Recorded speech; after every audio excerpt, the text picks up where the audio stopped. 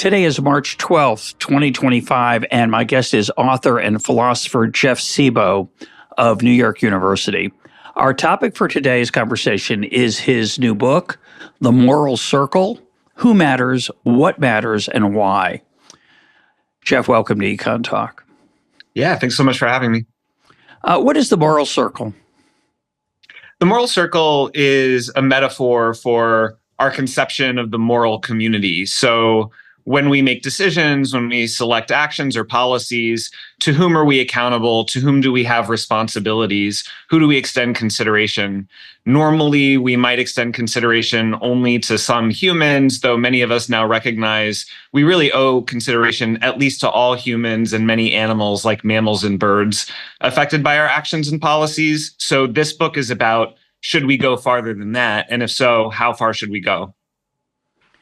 You start with a provocative, entertaining scenario that you come back to now and then, and maybe we will as well in our conversation.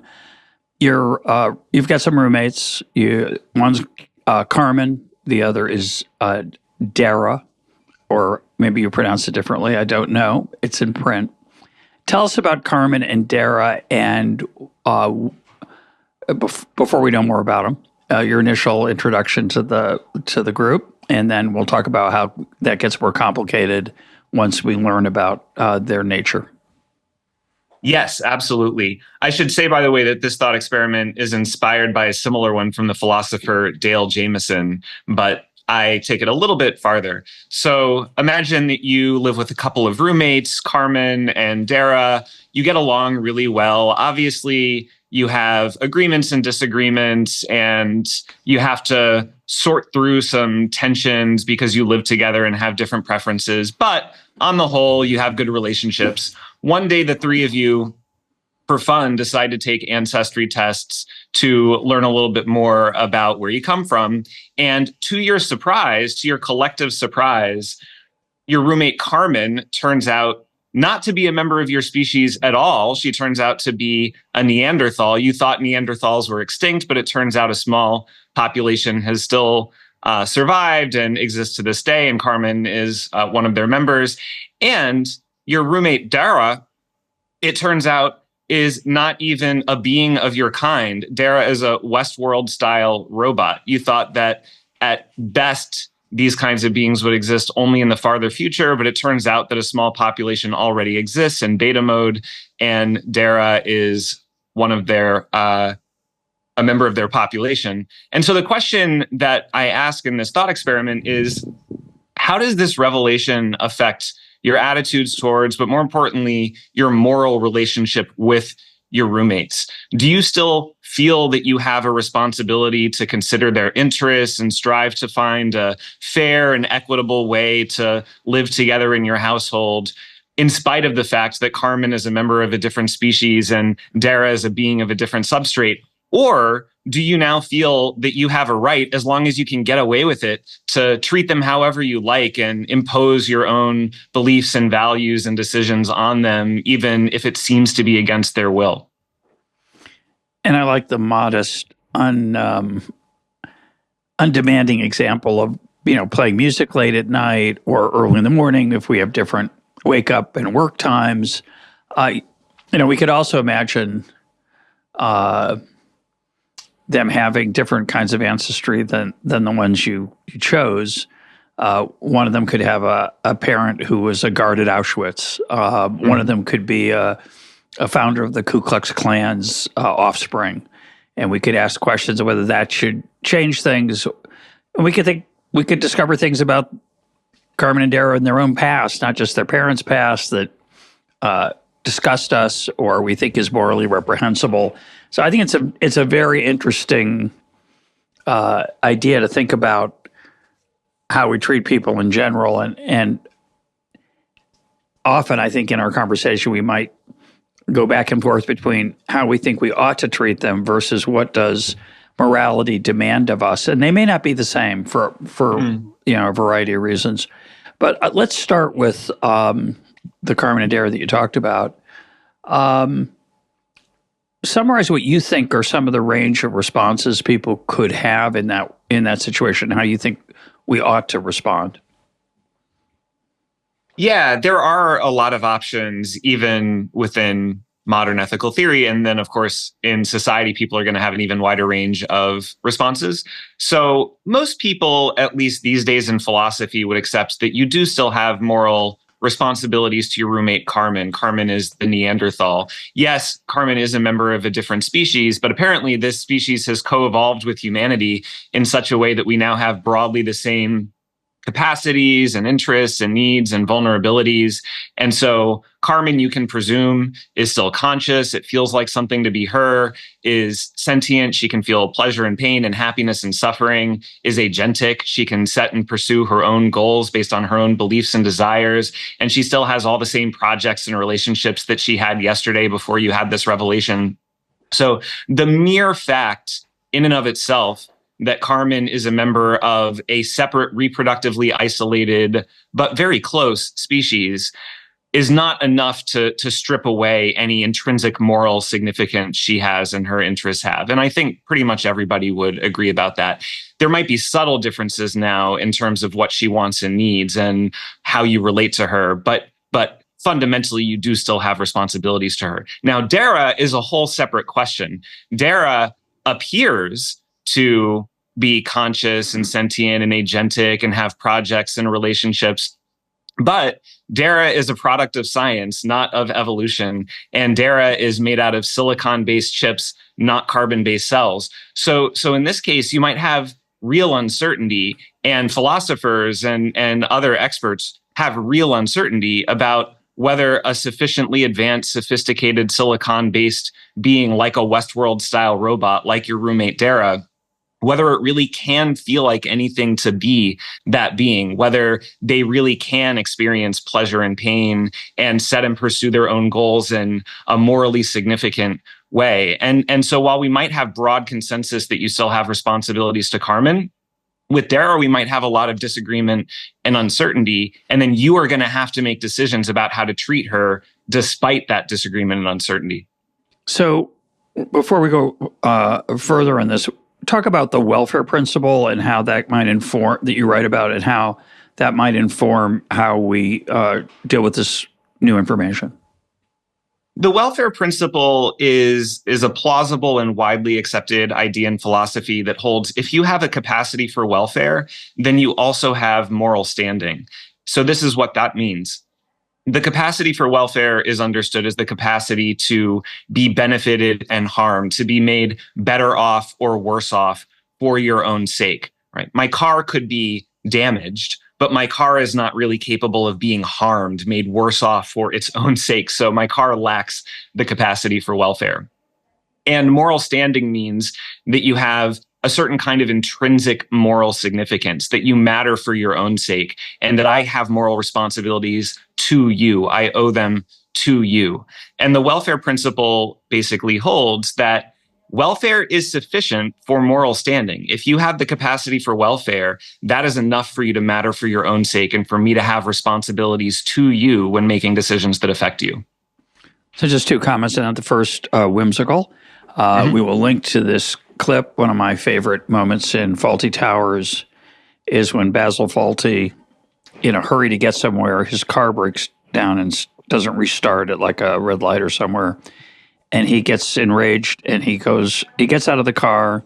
He goes and picks up a large branch by the side of the road and he starts hitting the car with it, saying, how many times have I told you? And it's funny. It's very funny, but it illustrates unintentionally this principle. He could damage the car, right? He could dent it. He could hurt its paint. He could incapacitate it permanently with a set of actions, but he can't harm the car in its own sense of self.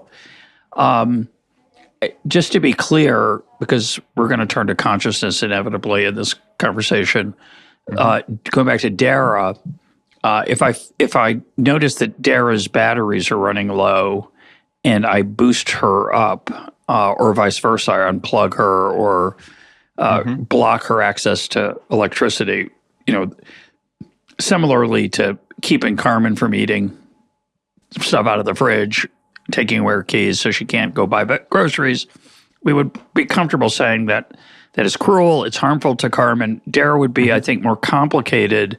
So you want to add anything in terms of the welfare principle for Dara in terms of suffering or well-being or happiness? Because in one of the formulations, I thought it might include this, but I'm not sure. Yeah, what I can add, and by the way, I love that example. And the philosopher Derek Parfit has a similar example. He used to talk about how he would always feel this strong urge to hit and punish his computer when the computer stops working, and then he would have to try to psychologically overcome that. In any case, part of what is interesting and complicated about the Dara case is that it reveals disagreement and uncertainty both about ethics and about science, both about the values and about the facts. So on the ethics side, we could have disagreement and uncertainty about what is the basis for welfare and moral standing in the first place. Do you need to be sentient, capable of consciously experiencing pleasure and pain? Or is it enough to be conscious without being sentient, to be able to have subjective experiences, even if they lack a positive or negative valence? Or is it enough to be agentic without being conscious, to be able to set and pursue goals, even if it feels like nothing to be you? Philosophers disagree about that. And based on your answer to that question, that sets a different standard that Dara would need to meet. And then on the science side, we might also have disagreement and uncertainty about what it takes to meet those standards. Is a sufficiently sophisticated silicon-based being capable of having feelings of their own? And both of those are contested sets of issues. And that is part of what would probably make you feel really confused if you learned that your roommate Dara is a silicon-based robot after all. You used the phrase, forget exactly how you used it, the experience of what it's like to be you, something like that. Mm-hmm. That's a reference, I assume, to Thomas Nagel. You want to take a minute and step back and give listeners and viewers a little bit of that background as an example of what one way of thinking of consciousness and sentience. Yeah, thank you. So Thomas Nagel wrote a famous paper called "What Is It Like to Be a Bat?" This was now decades ago. And basically, this paper was helping people to understand what we now call phenomenal consciousness. And this is helpful because the word consciousness can be used in many ways. Sometimes we can use it to mean being awake instead of being asleep, or being self-conscious, self-aware instead of not having that kind of metacognition. But in this paper, Tom Nagel was focusing on a particular phenomenon, which he used, what is it like to be you, to identify. And the basic idea here is that our brains do a lot of processing. Some of it corresponds to subjective experiences and some of it might not, right? So when our brains have perceptual experiences or affective experiences, when I see the color red, when I hear the sound of a trumpet, when I feel pleasure and pain, those are all subjective experiences that feel like something to me. But then when my brain helps my body regulate heartbeat or digestion, that might not feel like anything at all. So the question here is, first of all, what is it like to be a radically different kind of being? What are their subjective experiences, those kinds of conscious experiences like? And then second of all, what kinds of beings can have those experiences in the first place? How far does it extend in the tree of life and then beyond the tree of life? So yeah, when we ask about consciousness in this context, we are focusing on phenomenal consciousness. What is it like to be a different kind of being? And this is sometimes called qualia, your perception of things. A lot of interesting papers, at least interesting to me on this. Many listeners and viewers may not find it of interest, but the Nagel paper, which we'll link to, is mostly accessible to a non-philosopher. There's some, if I remember correctly, there's some hard parts. But I want to reference another work of philosophy, which I'm going to forget the name of, but you might remember it. It's by Harry Frankfurt on, I think it's called, I looked it up a second ago. I think it might be Necessity and Desire, but it might not be. But in that paper, if I'm getting it right, and we'll link to the right one, he talks about that we have desires about our desires.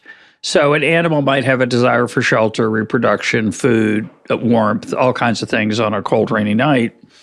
And we have those things too. So in that sense, we share a certain level of consciousness with animals, but we also have desires about our desires. So I might desire ice cream, but I might desire that I didn't like it as much as I do.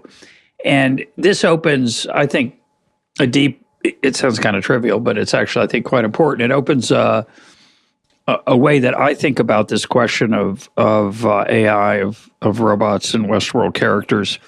Mm-hmm. Do you imagine the possibility that Dara will have regrets? That Dara will wish her hair were a different color, or wish she had chosen, been assigned to someone other than me or you as her roommate, or wishes she hadn't been cruel to Carmen unintentionally earlier that morning in an interaction over the volume level of the stereo. And for me, since it's going to be really hard, well, you write a lot about the fact that it's hard to know what level of consciousness anything feels what level of suffering and happiness anything feels, whether it's an ant up to a dog, say, for example. And we already have the experience of Claude and other LLMs that act in language the way humans do, and we presume humans are like us, and we feel suffering and happiness. So we might assume that Claude does. But if Claude does not have regret, if Claude doesn't have longing, if Claude, like I didn't use Claude, say, yesterday. Does he sit there? He doesn't sit there. But when I come back to him, he might say, gee, I was so sorry you didn't talk to me yesterday. But does that have any meaning if he's a machine? For me, it means, at the current level, it certainly has no meaning to me. You might disagree, and we might disagree on the probability that Claude will become something different. What are your thoughts on these issues of regret, desire, longing, sadness, and so on, other than their verbal manifestations, and whether that tells us anything about LLMs and other types of silicon-based things? Yeah, a lot there. So one is about this concept of second order desires about other desires. Another is about these complex emotional states like regret. And then a third is about the present and future state of large language models and other AI systems and how these ideas all fit together. So briefly on each of these points, and then you can tell me which one you want to pursue, if any of them. With respect to second order desire and then these more complex states like regret, there is no reason in principle why those should be unavailable, not only for non-human animals in certain forms, but also and especially for AI systems. So my dog, for example, might not have desires about desires in the same kind of linguistic way that I do. And he also might not experience regret in the same kind of way that I do, but he can have his own kind of metacognition, and that can still carry some ethical weight. So, for example, he can attend to his own perceptual experiences as well as the perceptual experiences of others. And that kind of attentiveness can allow him to tune in to some sorts of mental states and have different kinds of experiences and make different kinds of decisions. And then that can affect his interests and his goals and what I owe him in order to make sure that I treat him well and promote his welfare. So that version of metacognition and its ethical significance can be available even to my dog. And the same can be said about more complex emotional states, perhaps not regret, because that really is tied into our language and reason, but emotional states that are adjacent to regret. And why does this matter for ethics? Well, there are two ways it might matter for ethics. One concerns our moral agency, and the other concerns our moral patienthood. So moral agency is when you have duties and responsibilities to others, and moral patienthood is when others have duties and responsibilities to you. So I do think that having sophisticated forms of higher order states like belief and desire and emotions like regret are necessary for moral agency, for having duties and responsibilities to others. This is part of why my dog does not really have duties and responsibilities to me in the same kind of way that I do to him. But those complex types of higher order states and emotions are not, in my view, requirements for moral patienthood. You can still have a life that matters to you. You can still be capable of being benefited and harmed, even if you lack the cognitive sophistication that ordinary adult humans have. So those are a few general remarks about, I think, the ethical significance of those states. And I totally agree with you on animals. We might disagree on where there might be a line I draw. I don't think you would draw. We'll talk about it perhaps for animals, for non-human carbon life forms. But I get in my Twitter feed videos about people tricking their dogs. Putting things putting their hand over something, and the dog makes a choice, and the dog is misled by the person, and the dog is troubled. You don't know literally the dog is troubled because the dog can't literally communicate, but the facial expressions, the behavior, the posture of the dog suggests disappointment, sometimes resentment, and of course it could just be a passing state that looks like that, and it makes therefore the video gets popular on Twitter. But I'm open to that reality. I think it's much harder with Dara, so I want to push you there, and then we'll talk about probabilities. But start with the strong case for why I could imagine having to care about Dara's welfare. Great. Yeah, I think that is the tough question. So as a starting point, there is no reason in principle why AI systems in the near future will be incapable of many of the types of cognitive states that humans and other animals can have. So we already are creating AI systems, not only with physical bodies in some cases, but also with capacities for perception, attention, learning, memory, self-awareness, social awareness, language, reason, flexible decision-making, a kind of global workspace that coordinates activity across these modules. So in terms of their functional behavioral capacities, as well as the underlying cognitive mechanisms that lead to those functional and behavioral capacities, we can expect that we will, within the next 2, 4, 6, 8 years, have AI systems with advanced and integrated versions of all of those capacities. And that can extend to cognitive capacities that play the functional role of desires about desires, of emotions like regret. So I think the only question is, will these types of cognitive capacities in AI systems come along with subjective experiences? Will it feel like something for AI systems to have desires about their own desires, or to have the functional equivalent of regret? And does it need to feel like something in order for AI systems with those cognitive capacities to have intrinsic moral significance and deserve respect and compassion? So what I think about that right now is we can expect that there will in fact be AI systems with advanced and integrated versions of these cognitive capacities, functionally and behaviorally speaking. And we are not right now in a position to rule out a realistic possibility that it will feel like something to them. Right now, there is enough that is unknown about the nature of consciousness, about phenomenal consciousness, that it would be premature to have a very high degree of confidence that it will feel like something to be those AI systems, or that it will not feel like anything to be those AI systems. I think right now we can presume that such systems will exist, and we should be fairly uncertain whether and at what point it will feel like anything to be them. And that is our predicament when we need to make decisions right now about whether and how to scale up this technology. So the only thing I disagree with the first part of your remarks about that is the self-awareness. I don't know if we have any. I'm totally agnostic. Well, that's not true. I'm skeptical. I understand it. I wouldn't say it's a zero chance, which is fun because we'll talk about the role probability plays in this. But I'm skeptical that they'll develop self-awareness. I might be surprised and turn out to be wrong.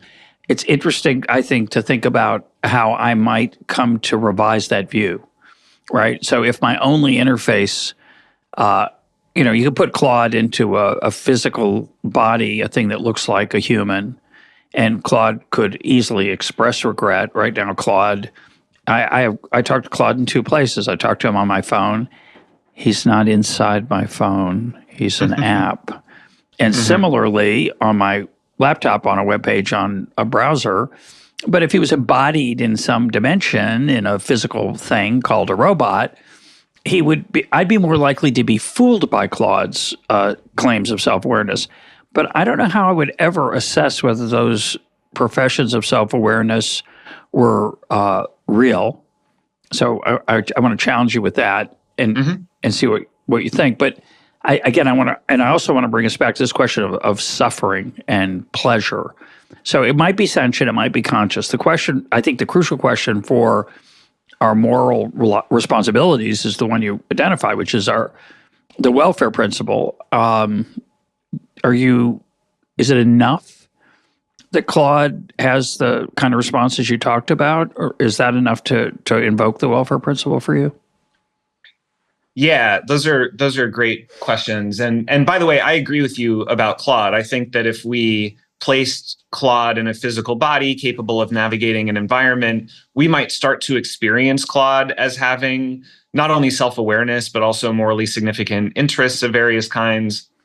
And that might be a false positive. We might be anthropomorphizing. I have that already. It's embarrassing, but I can taste it. Well, I can't quite. We all have it. We all have it. Yeah, and people had it 2 years ago. People had it 4 years ago with even much more basic large language models. So I agree with you that could be a false positive. That could be over attribution of these capacities. It is worth noting, however, that even near future AI systems might not work in the same kinds of ways that current large language models do.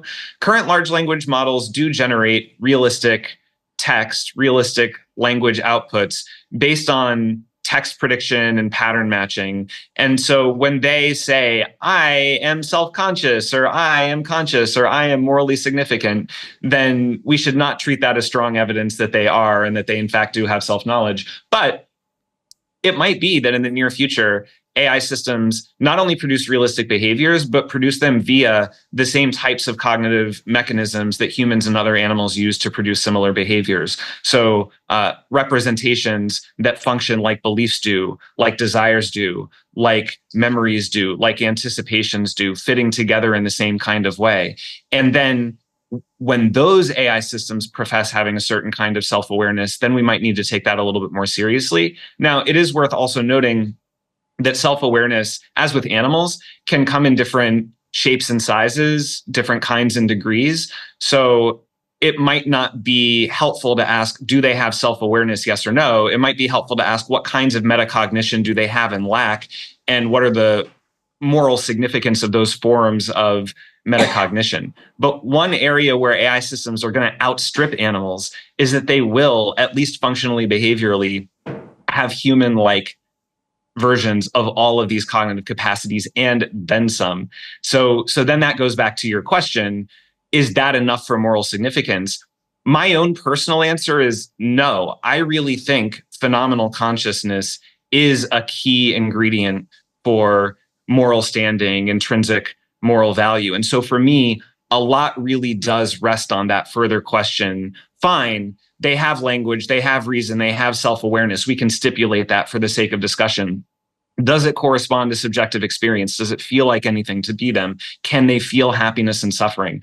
For me, intuitively, that is what everything rests on. And I feel? Yeah, go ahead. Sorry, go ahead. My reaction to that is very common sense. But I'm not a trained philosopher, which sometimes is a advantage. Most of the time will be a disadvantage. I concede. but my first thought in this setting is it's a machine. Now, the fascinating part about that common sense reaction is, of course, is that maybe I'm a machine. I happen to be made out of flesh and blood, but I am at the mercy of algorithms. I'm at the mercy of my genes. I'm at the mercy of physical manifestations of my nervous system, my endocrine system that maybe are analogous to what is going on inside a Westworld type robot. I don't think so, but maybe I'm wrong. Because when you said, "Oh, it'll have the same cognitive," I forget how you worded it. I'm thinking, no, it won't. It'll be vaguely analogous in that there's electric stuff in my brain as neurons fire, and there's electric stuff in Claude's responses in 0-1 settings. And I'm also kind of maybe finishing sentences as I go along. I just don't realize it. I'm looking for the next word, just like Claude does, et cetera, et cetera. But they're not the same. That's I would argue that's an illusion. Do you want to agree or push back on that before we get? I want to come back to the welfare principle. Great. Yeah, I guess I would both agree and push back on that. So in terms of pushing back, I do think that there will be at least broadly analogous cognitive capacities in AI systems in the near future at the level of cognitive representations that play the same functional role as beliefs and desires and memories and anticipations and so on and so forth. Now, as you say, that might not mean that there is an exact one-to-one correspondence between how it works in our brains and how it works in these silicon-based systems. For example, Peter Godfrey Smith and other really smart philosophers and scientists point out our brains play all these roles by producing these very specific kinds of chemical and electrical signals and oscillations that at present are possible in carbon-based brains, but not in silicon-based chips, right? So that then leads to this further question: how fine-grained do these similarities and capacities need to be in order to realize the relevant kinds of welfare states and the relevant kinds of moral significance? Does it need to work exactly like it does in human or mammalian or avian brains in order to generate the relevant kinds of interests and significance? Or is it enough for different kinds of brains to play broadly the same functional roles in different kinds of ways? I think this is a real open question that is very difficult to answer, but I will caution us about racing to one extreme or the other extreme. On the one hand, it would be a mistake to be too coarse-grained. If we specify these in too broad a way, then any animal, any plant, any fungus, microscopic organisms can trivially satisfy these requirements, and that might be too broad. But if we specify it in too fine-grained a way, then we might be ruling out even the possibility of consciousness or moral significance in reptiles, amphibians, fishes, octopuses, and that would be a mistake. We should be open to the possibility that different kinds of cognitive systems can realize broadly similar forms of value in different kinds of ways and not rule that out by fiat. So let's turn to the basis for the welfare principle, which you don't provide. Nobody does. It's not a personal criticism. It seems self-evident that it's wrong to harm things and it's good to help things. But I want to ask why. In particular, I don't want to. This is not a gotcha show, and it's not much of a gotcha. And I'm sure you've thought about these things.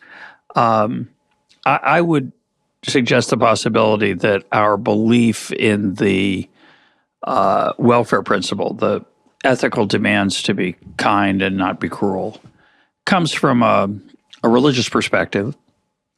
A religious perspective that many philosophers, of course, disagree with or uncomfortable with, either intellectually or personally. I just want to raise the possibility, I'm curious how you react to it, that it's a leftover. It's a leftover from a long tradition of a few thousand years in 3,000 years in Western thought. There's parallels, of course, in Eastern thought. Maybe we'll talk about those as well. It crossed my mind while I was reading your book that there are many elements of Eastern religion. There's elements of both in your ethical principles, meaning not yours, Jeff Sebo's, but the disciplines, philosophies, ethical principles. And your book's a very nice survey of the different ways philosophers look at these questions. But why should I care if I don't believe in God? And I think that the so-called Judeo-Christian or Buddhist, pick your choice, or Islamic principles are about say, animals or our obligations. If you don't accept those, why should I care about how I treat other people? Carmen, forget Carmen and Dara. You, I'm your roommate, but you get on my nerves, Jeff. You play the stereo late at night when I want to sleep, and I don't like the smell of the food you cook, whatever it is. Now, I may try to impose my will on you and fail, but I'm more interested in the questions that your book's about, which is, why do I have an ethical obligation other than to my own pain and pleasure? I think I do. Just to be clear, I'm asking a thought question, but why?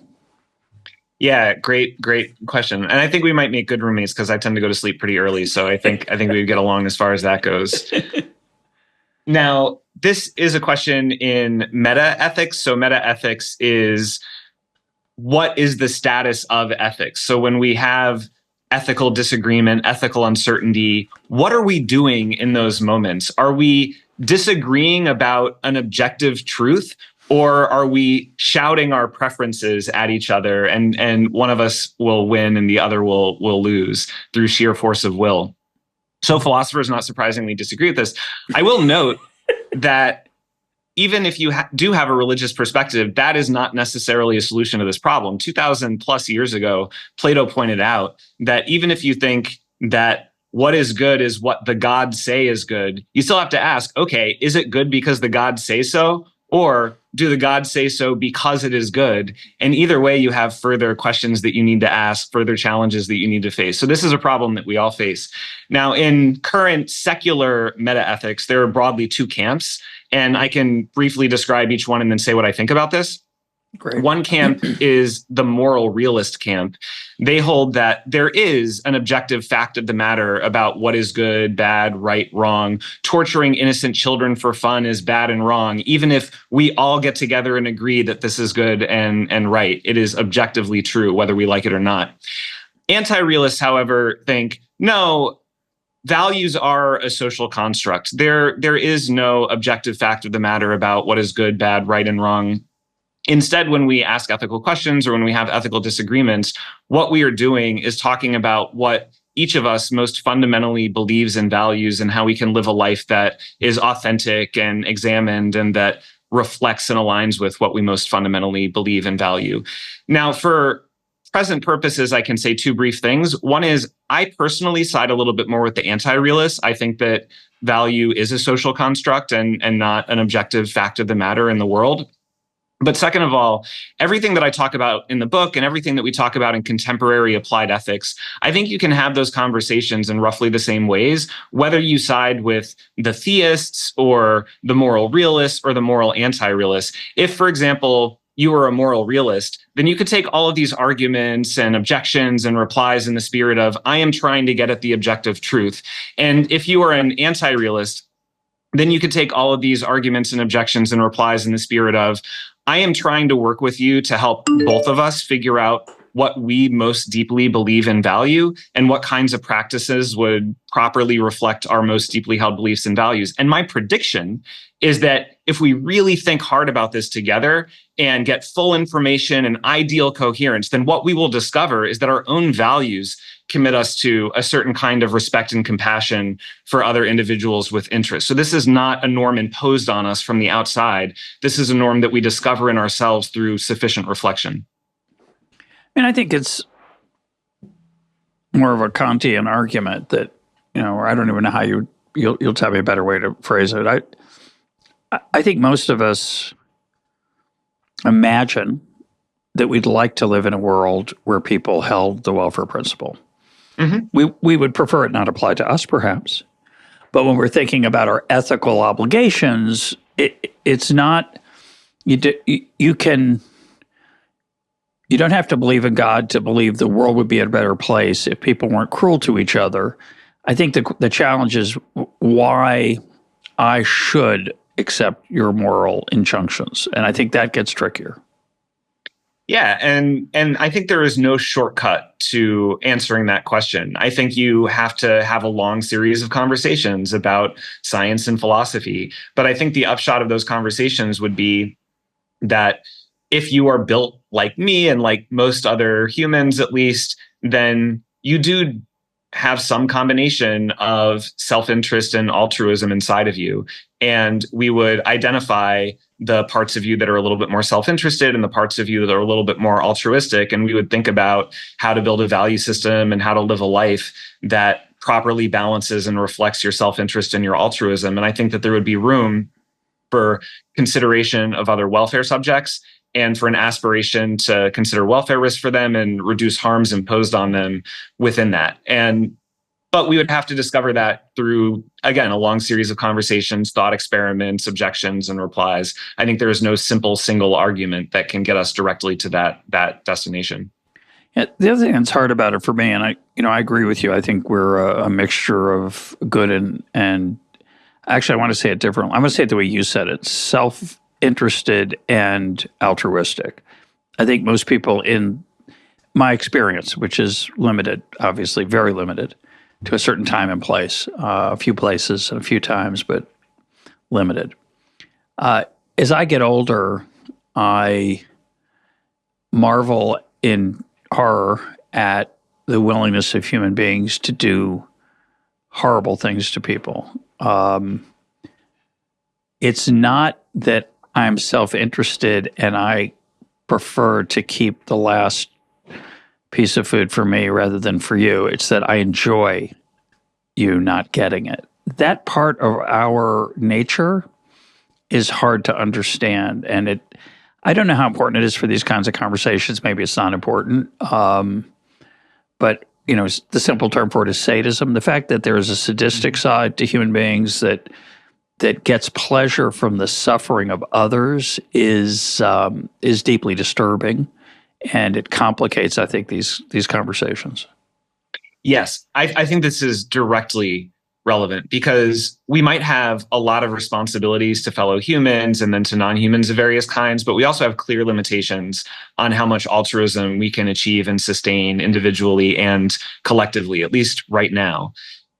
We can barely get it together to take care of even a fraction of 8 billion humans at any given time. And so once we start extending consideration to quintillions of members of millions of species, then are we signing up for way more than we can realistically achieve and sustain? And this is where I think it really helps to consult the different ethical traditions. So there are some ethical traditions like utilitarianism and Kantianism that are about acting according to ethical principles that push us towards more respect and compassion. But then there are other ethical traditions like virtue theory and care theory that focus more on how we can cultivate character traits and habits that can naturally guide us towards more altruistic behaviors than we are capable of right now. And how can we build social and legal and political and economic and ecological systems and structures and institutions that can likewise incentivize and pull out better behaviors from us individually and collectively. And so I think a question that we need to ask kind of over time through trial and error is how much progress can we make understanding the extent of both our responsibilities and our limitations towards cultivating the kinds of character traits and then building the kinds of shared systems and structures and institutions that can help us get a little more mileage out of our altruism. And then what will that unlock in terms of our ability to achieve and sustain higher levels of care for other beings? We may never be able to get fully there, but maybe we can get a little bit farther than we have so far if we think about it in that more holistic way. Yeah, I like the enterprise. I like the realism of it. I think it's laudable. I think it misses the unintended consequences of some of those things. Maybe we'll get to that. Maybe we won't. You have a chapter called Against Human Exceptionalism. Of course, the biblical view, the Judeo-Christian view, I don't know enough about the Quran, but I know a little bit about Buddhism. Against Human Exceptionalism is closer to a Buddhist worldview and farther from a Judeo-Christian view. In a Judeo-Christian view, human beings are created in God's image. That privileges them in a way. It does not allow them to taunt a dog in a video, especially if the dog could realize it's being taunted. That would be unacceptable, I think, in Jewish Christian tradition. But it creates a certain hierarchy, which your book rejects, and I assume most philosophers reject. And then it's a question again of how far you go down. The question of whether your concern for animals makes it harder to be concerned about human beings, or it may go the opposite way. It may make you more likely to be kind to human beings. In certain calculuses, it doesn't matter. In others, it would be, since humans are privileged and exceptional, it should matter. What do you think about that? Yeah, well, I can first of all note that my arguments and conclusions and recommendations in the book are compatible with a kind of egalitarian view about the moral circle or a hierarchical view about the moral circle. For example, if you think that elephants can experience much more intense pleasures and pains than ants, then you might have reason to prioritize elephants over ants to that extent. And that would be compatible with equal consideration of equal interests and a rejection of pure species difference as a good reason to prioritize some beings over others.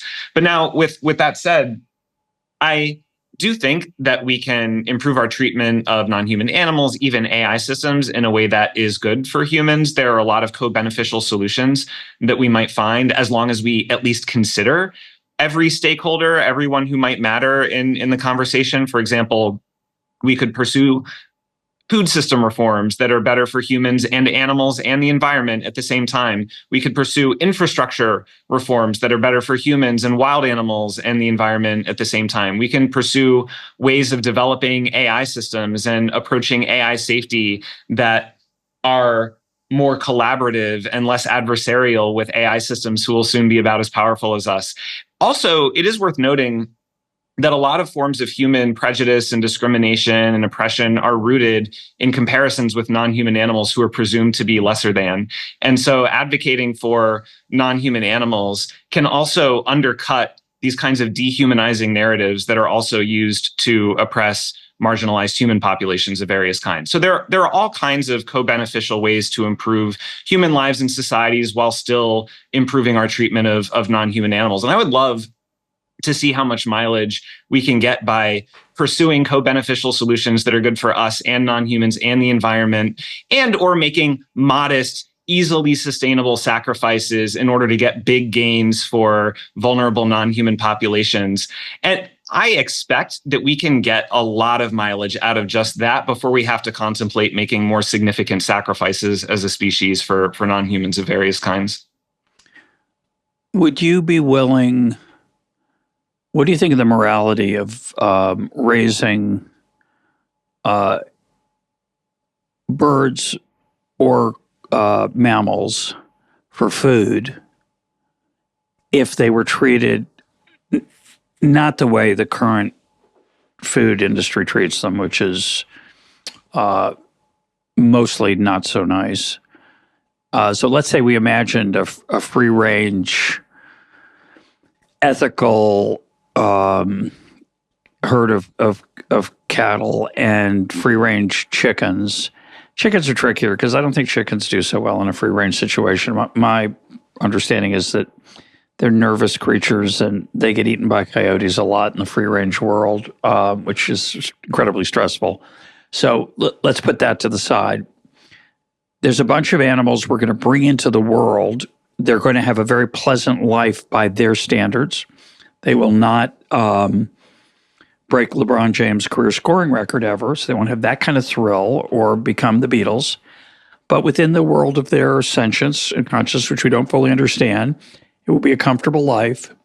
We will actually reduce the harm that's caused to them. We won't reproduce exactly life in the wild because nature is red in tooth and claw. So they have a pretty good life, and then they're killed painlessly for food. Do you view that as a increase in well-being in the universe? Yeah, great question. I guess I have two types of answer. I can briefly mention each. First, as far as my own personal view is concerned, I do imagine that a version of that practice could add to the overall positive well-being in the world. However, my own personal view is that is not enough to make the practice ethically acceptable, because first of all, it might still introduce less positive well-being in the world than alternative ways of creating and then treating animals could do. And second of all, I think that we have a responsibility when we knowingly, willingly, foreseeably create someone who is vulnerable and dependent on us to not only ensure that they have more happiness than suffering in their life, but also ensure that they have a reasonable opportunity to flourish as the kind of being that they are. And if we are bringing vulnerable animals into existence solely to kill them at 6 months old in order to harvest them for flesh that we can sell or that we can eat, then that is not really consistent with giving them a reasonable opportunity to flourish in life. Now, with that said, the second answer is that I think that this is all a little bit of a distraction from where we should be focusing when it comes to conversations about food, because the reality is that this type of food production constitutes at best 5 to 10% of global meat production. And it would not be scalable as an alternative to factory farming and industrial animal agriculture. It would take more land. People. Yeah. It would take more land than the planet contains to raise an army of farmed animals and treat them that way and give them that amount of space. And so what I would love is if we could all, those who reject free-range animal agriculture, those who accept free-range animal agriculture, if we could all work together over the next 25 to 50 years to end factory farming and industrial animal agriculture, which harms animals, harms public health, harms the environment. And then we can fight along the way about whether to sustain some amount of free-range animal farming as like a marginal 5 to 10% part of a future food system that would be primarily plant-based. I think that would be the right approach to take, as opposed to fighting about that now in a way that prevents us from building the coalitions we need to really go after what is the main problem here for animals and public health and the environment. Let's go back to this, something I mentioned earlier that I think is very provocative in the book, which is the role of uncertainty and probability. Mm-hmm. So I don't know how to ask you a question to get you started, but I bet you could do it for me, which is something like, when you're not sure, when there's uncertainty, which there almost always is in many of these cases, either about the consciousness or the suffering or the happiness, how should you build that into your way of looking at the world? Yeah, so this is really important because in general, in ethics and policy, we understand that we have a responsibility to consider non-negligible risks when making high-stakes decisions, right? We do this all the time. People will consider even a quite low chance that a medicine will have a fatal side effect before they take the medicine. We do this in public health when thinking about risks for new pandemics, and the environment when thinking about risks involving climate change, and so on and so forth. But until recently, we have not really done this when asking questions about the moral circle and to whom we owe moral consideration. The question has been, are they conscious? Are they sentient? Are they agentic? Do they deserve moral consideration? And I will extend the moral consideration when you have proven to me that they meet those standards. And part of what I argue in the book, and Jonathan Birch and others have been making similar arguments recently, is that we should take the same precautionary approach to thinking about the scope of the moral circle that we take to any other high stakes policy domain that involves disagreement and uncertainty. So the question should not be, do they definitely matter for their own sake? And should not even be, do they probably matter for their own sake? It should instead be, is there a realistic, non-negligible, non-trivial chance that they matter for their own sake based on the best information and arguments currently available? And if there is, I think we should give them at least a little bit of moral consideration when making decisions that affect them in the spirit of caution and humility as we investigate the matter further and try to collect more evidence and improve our understanding of the issue. And that leads to a sort of, you call it the risk principle, but it's sort of an ethical precautionary principle. It seems to me it to some extent cuts both ways. And I'll word this in a meaning: if we're going to act on low probability events because they might be real, and of course, probability in this sense is tricky. It's not, there are different senses of probability. In reality, your AI robot is either conscious or not. So you can talk about it having a 1/1000th or 1/1,000,000th chance of consciousness, but it's really, that's for me to deal with behind in a world where I don't have full information. But so what worries me about it is the idea that in my zeal to be open to the possibility that I need to take this group into account, I will fail to discharge my responsibilities elsewhere. I will take actions that are actually harmful to, say, people. But if there is consciousness in this fill in the blank, or sufficient consciousness, if it's a machine, I might do some things that actually harm people. And you didn't. I think you have a paragraph on that, actually, to be fair. I think you do note that possibility, but that's what I'd worry about more. Yeah, I do discuss that possibility somewhat in the book. And I agree with you that this is a really important issue because there are risks involved with false positives and with false negatives, with over-attribution of moral significance and with under-attribution. So with over-attribution, as you say, if we end up mistakenly treating objects as though we were subjects, then we might not only form inappropriate social and emotional bonds with objects, but we might also divert scarce resources away from humans and mammals and birds who really need them towards entities that in fact have no interests or needs at all. And that would be really tragic. Right? Now, the harm of false negatives, of under-attribution of moral significance are also, of course, very important. That can lead to exploitation and extermination and suffering and death, often at huge scales, often for trivial reasons. It can lead to industries like factory farming, for example. And so one question is, are these risks symmetrical, or is one much worse than the other? If one is much worse than the other, then that might give you a little reason to err in that direction. But even if you think these risks are symmetrical, then I still think we should extend at least some consideration to beings who have a realistic chance of mattering. But we have tools that we can use to balance these risks. So, for example, you could have a threshold, a cutoff line for the probabilities. You might say, I will extend at least some consideration to every being with a 1 in 1,000 or higher chance of mattering, but not beings with only a 1 in a million or billion or trillion chance of mattering. Another tool is a kind of expected value principle. You could multiply the probability that a being matters based on the evidence available to you by how much they would matter if they did. And you could treat the product of that equation as how much they matter for purposes of decision making. And that would allow you to assign a kind of discount rate across species and across substrates that would let you sort of balance the risk of false positives with the risk of false negatives and give at least some weight to both of those concerns. Yeah, that doesn't persuade me very effectively. And mainly because those probabilities are quite subjective. They're not empirical. I don't even know how to describe them. There's a name for them. I don't know what they are, but they're subjective. They're not objective. But let me try something else. Is it moral to have children? Yeah. Well. One brief response, and then I will answer your question. I agree. Didn't mean to sandbag you there out of the blue. Take a deep breath if you.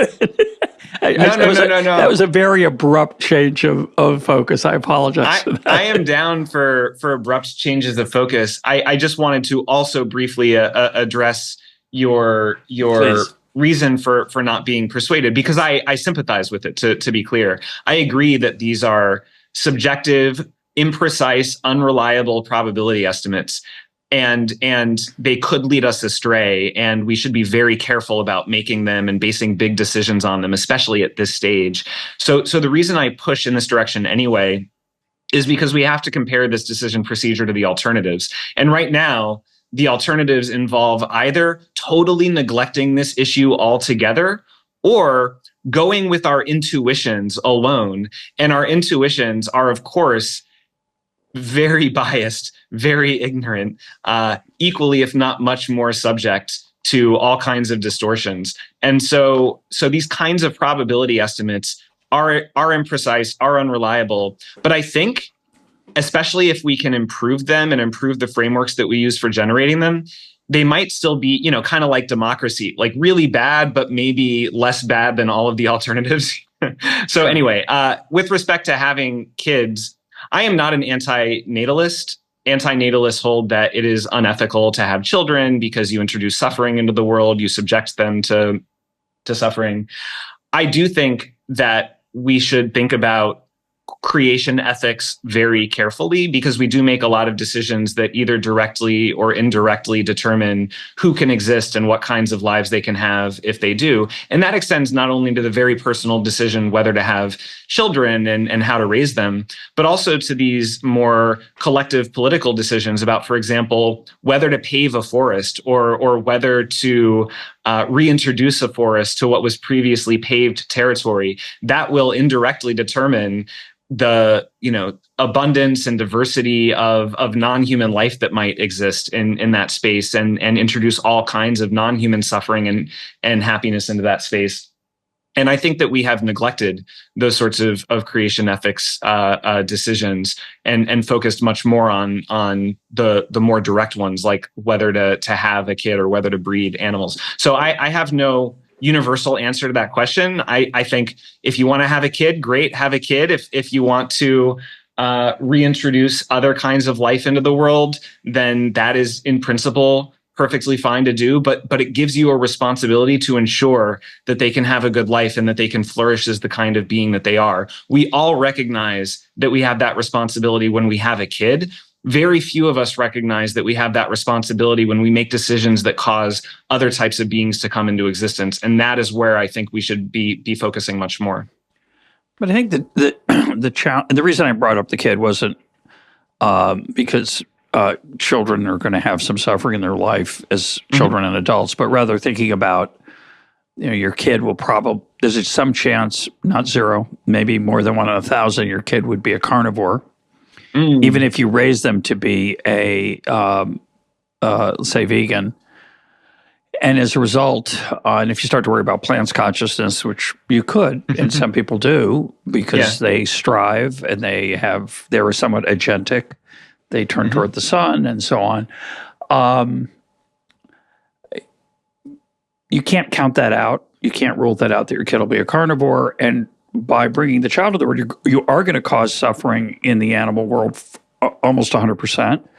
And thinking about the forest idea and paving it over or returning it to its natural state, most people worry about that from a very human exceptionalist framework, meaning, is this good for people? Obviously, it could include values of human beings that are complicated. A desire to have nature, right?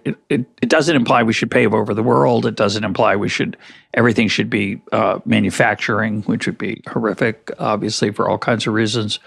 So the human exceptional perspective is that we are of nature. We value nature in primal ways we don't fully understand. The Lake Isle of Innisfree by Yeats captures this beautifully. We have a connection to the natural world that is precious, but it's a human perspective, that preciousness, and the creation of, say, a national park that in doing it kills bugs, for example, which you talk about, or ants, insects, more explicitly. Most people would just say, that's not a big deal. And by suggesting it should be a big deal, which is an interesting perspective, I think you make it harder to improve human well-being, but maybe you disagree.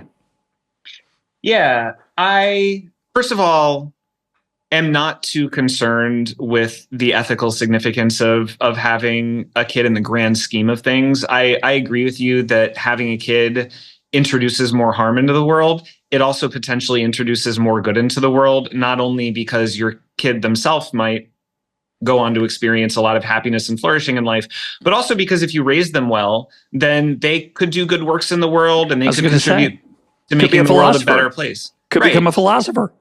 Now, as you say, when you make the decision to have a kid, you are signing up for teaching them a certain way, attempting to instill a certain set of beliefs and values and practices, but then ultimately knowing that they will be their own person and perhaps make different decisions than the ones you hoped they might make. And you have to be at peace with that. So it is a little bit of a gamble, both in terms of their own happiness and in terms of whether they are a net negative or net positive force in the world. And you have to be willing to take that gamble. But in general, and this comes out towards the end of the book, while I think those types of questions and decisions do matter a great deal, I think that we have been overly focused in ethics and in advocacy on individual decisions and individual behaviors and individual consumption patterns when thinking about how to make the world a better place. And we could make a lot more progress, I think, if, we still continue to ask those questions, but we also broaden our focus to include how can we change our collective practices? How can we change our norms, our social, legal, political, economic systems and incentives so that we can have better incentives, better patterns of behavior from everybody, as opposed to focusing exclusively or primarily on our individual actions, our individual meat consumption, et cetera, et cetera. So that is generally how I think about the kid issue. With respect to giving a lot of weight to our impacts on animals, including invertebrates, including insects, I do think that it complicates our ethics and policies because now we have many more stakeholders to consider and a much wider range of stakeholders to consider. And it forces us to confront the reality that the world is a kind of tragic place and very little that we do is going to be universally good for everybody. There will always be tensions. There will always be trade-offs. There will always be winners and losers. We can work towards a better way of capturing all of that information and making decisions in a way that incorporates all of that information. But that will be the case, that we will have to consider a lot of beings and do the best we can for as many as possible and just accept that we will never be able to do everything for everyone. But I think that is compatible with still investing in our species, improving human lives and societies, in part, and to go back to your religious perspective that you were mentioning before, in part because that will empower our species to be able to be good stewards of the planet or better stewards of the planet than we currently are for everyone else. So first and foremost, we ought to improve human lives and society, specifically so we can empower our successors, the next generation, to be better stewards of the planet for other animals than we are. So actually taking care of ourselves is one of the best things we can do to take care of other species moving forward. But like a parent with their kids, we got to hope that our successors follow through and do good works with the resources that we gave them. So there is a gamble for our species there as well. Well said. I want to try to talk for a minute about the individual versus the collective thing and that you referenced. And I think a difference between philosophers maybe and economists. Economists are like poor philosophers, so we're potentially dangerous. We are also less empirical economists, so I think it cuts both ways. Exactly. But so that was my cheap shot. But I wasn't going to say it that way. But thank you.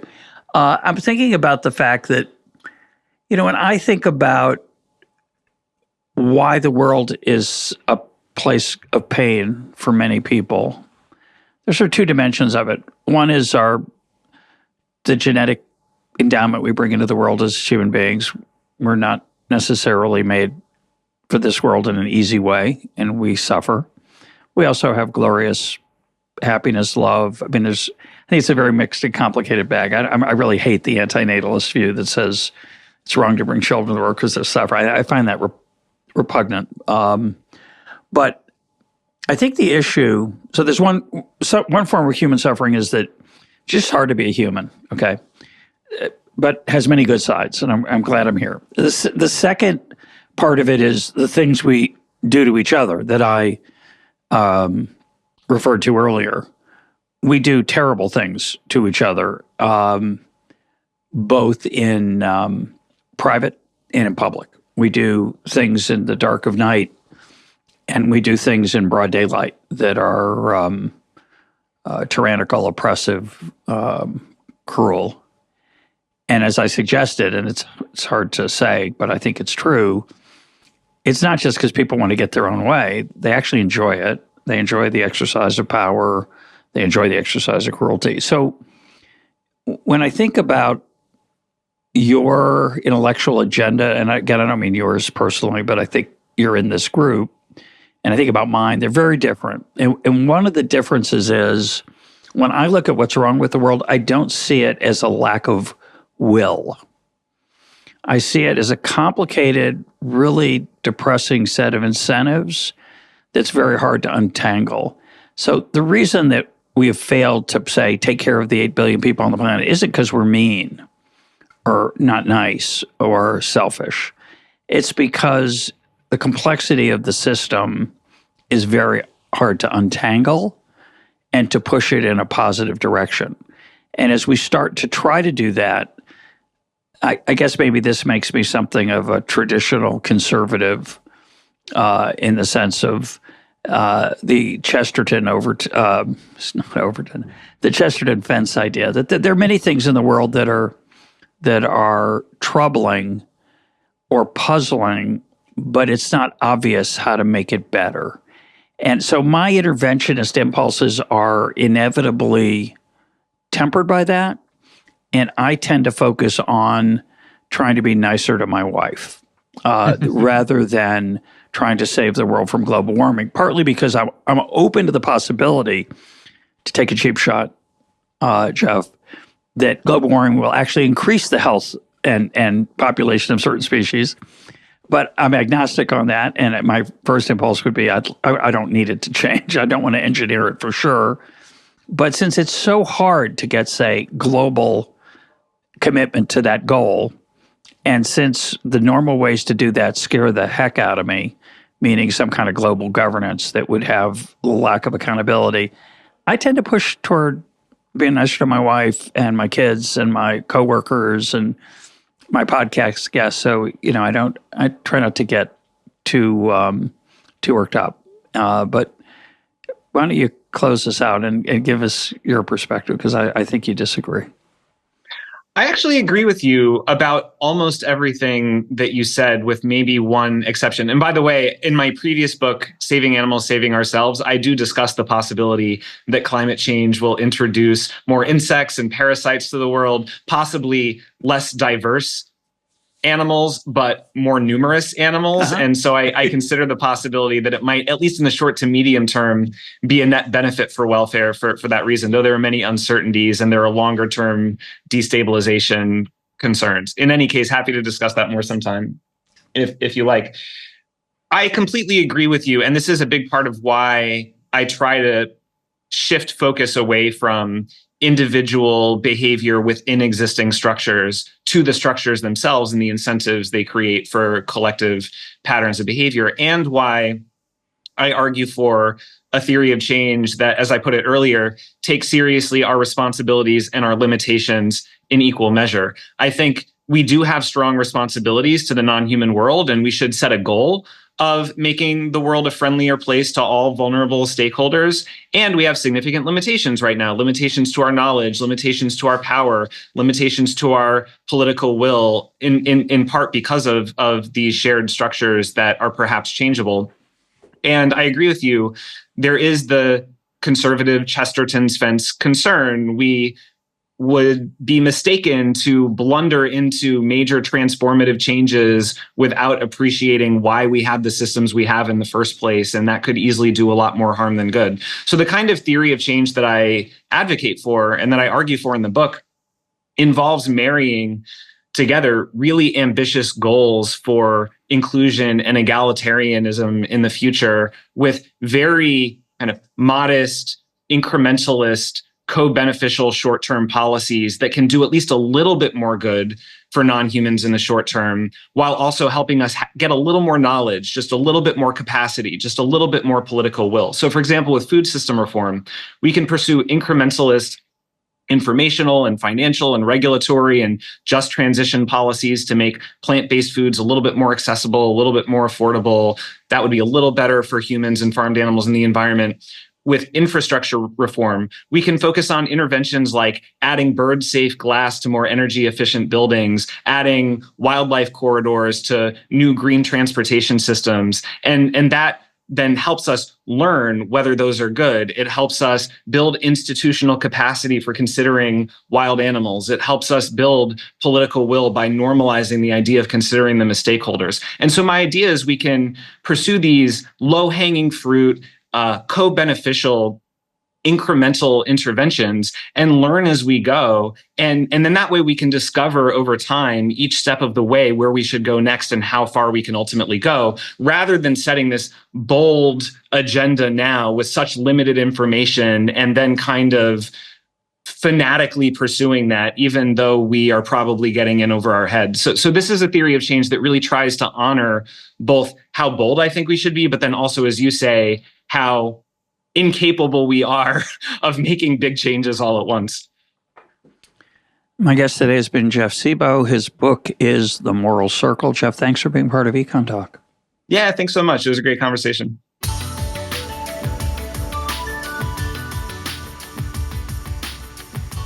This is EconTalk, part of the Library of Economics and Liberty. For more EconTalk, go to econtalk.org, where you can also comment on today's podcast and find links and readings related to today's conversation.